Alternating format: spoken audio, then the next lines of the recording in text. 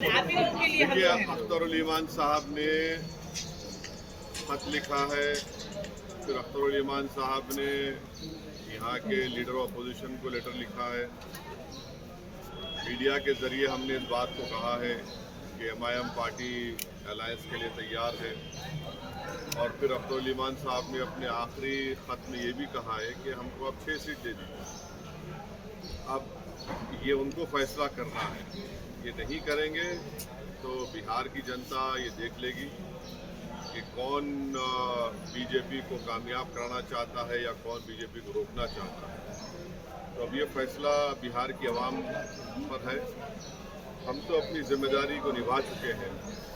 कल कोई या हमसे ना कहे कि आपने बातचीत नहीं की, आपने फुला नहीं किया। हमने तो अपनी तरफ से पूरी कोशिश की और जनता के सामने, आवाम के सामने हमने इस बात को रखी। सर, बिहार में कितने सीटों पर पार्टी चुनाव लड़ेगी या सिर्फ सीमांचल? जब लिस्ट जारी होगी तो आपको पता चल जाएगा। सर, इसके लिए सर एक आई लव मोहम्मद कहने पर जो है पूरा बवाल है, उस पर क्या कहेंगे सर? कि ये शुरू हुआ था कानपुर में। वहाँ के शायद ADGP, एडिशनल DGP ने कहा कि कोई नया पोस्टर नहीं लगा सकते। तो उसके बाद हमने सोशल मीडिया पर कहा कि हम इस बात को मानते हैं कि मोहम्मद सल्लल्लाहु अलैहि वसल्लम से मोहब्बत करते हैं। हर मुसलमान मोहम्मद सल्लल्लाहु अलैहि वसल्लम से मोहब्बत करता है, इसलिए कि उसके ईमान का हिस्सा है। अगर हम मुसलमान हैं और अगर हम अल्लाह को जानते हैं तो वो मोहम्मद सल्लल्लाहु अलैहि वसल्लम ने हमको सिखाया है कि अल्लाह है जो ज़मीन और आसमान का खालिक है, तुम इसकी इबादत करो, किसी और की मत करो। सुनिए, हमको उन्होंने बताया है कि तुम्हारा ईमान उस वक्त तक मुकम्मल नहीं हो सकता जब तक कि तुम मोहम्मद सल्लल्लाहु अलैहि वसल्लम को अपनी दुनिया की हर चीज़ ज़्यादा नहीं चाहोगे। ये तुम्हारे ईमान का हिस्सा है। और आर्टिकल 25 में फ्रीडम ऑफ रिलीजन है, तो संविधान में फंडामेंटल राइट है, इसको आप कैसा छीन सकेंगे किसी से? और ये क्या बात है कि नया पोस्टर कैसा लगा है जो यूपी में, क्या गलत है एकदम। सर, गठबंधन को लेकर किसी पार्टी से बात चल रही है? सर, तेजस्वी यादव का कहना है कि युवाओं को इस बार रोजगार मिलेगा, सिर्फ उसके पास डिग्री होना चाहिए। उसके बाद डिग्री होनी चाहिए, यानी हर सर्टिफिकेट वाले को रोजगार देंगे। पहले ये बता दीजिए कि बिहार में ड्रॉप आउट रेट कितना है। ये बता दीजिए कि कितने लोग ग्रेजुएट होते हैं। इसके ऊपर आप फैसला करिए। डिग्री होना चाहिए तो फिर बहुत सरकारों का रिकॉर्ड भी तो सामने आएगा ना, कि उन्होंने कितने स्कूल खुलवाए, कितने कॉलेजेस खुलवाए, कितने काम करवाए।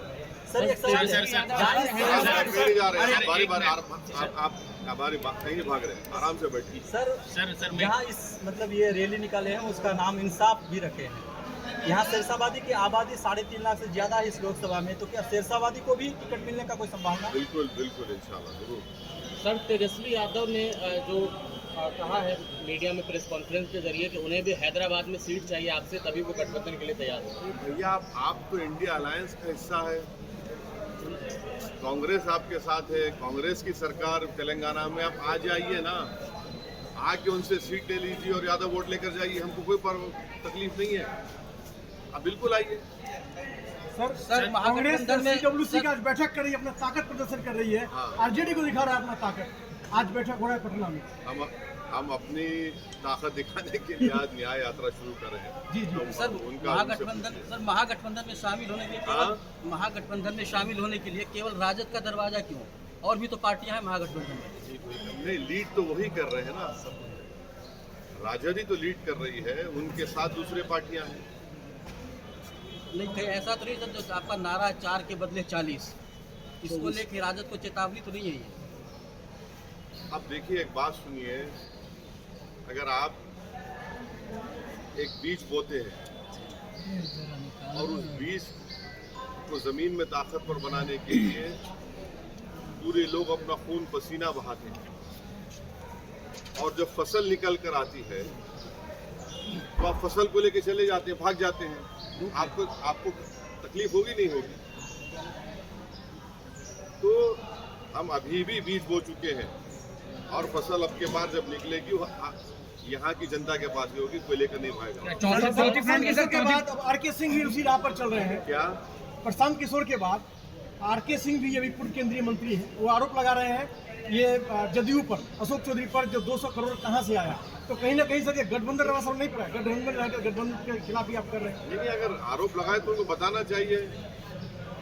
सर 2020 के चुनाव में एमआईएम अपने बदौलत 5 विधानसभा की सीट जीतने में कामयाब, क्या 2025 में एमआईएम इतनी कमजोर हो गई कि बार बार राजद के ऑफिस में कभी उनके घर के पास ढोल बजाते हुए आपके प्रदेश अध्यक्ष पहुंचते हैं? ऐसा है ना, देखिए आप लोगों को हर चीज़ आपको ब्लैक एंड व्हाइट नजर आती है, तो सियासत ब्लैक एंड व्हाइट नहीं होता। सर मजलिस पार्टी की और किस पार्टी से गठबंधन की बात चल रही है?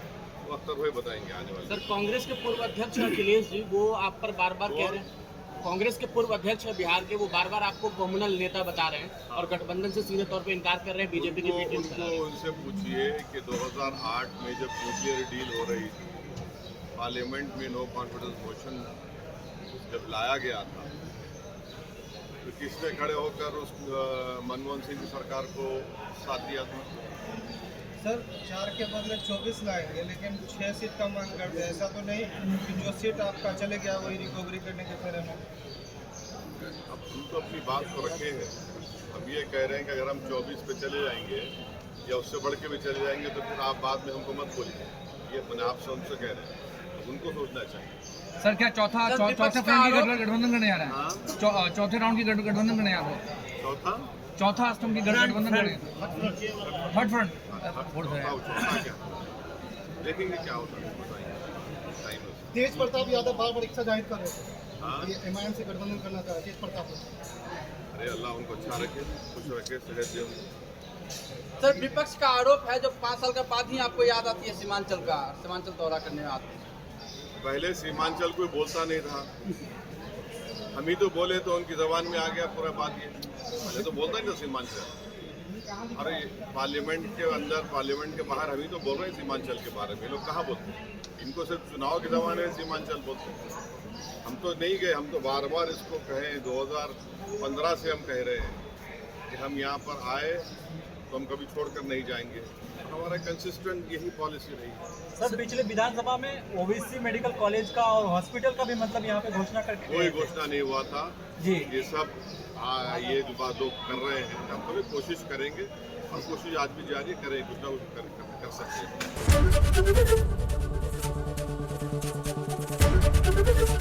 एबीपी गंगा, खबर आपकी, जुबान आपकी।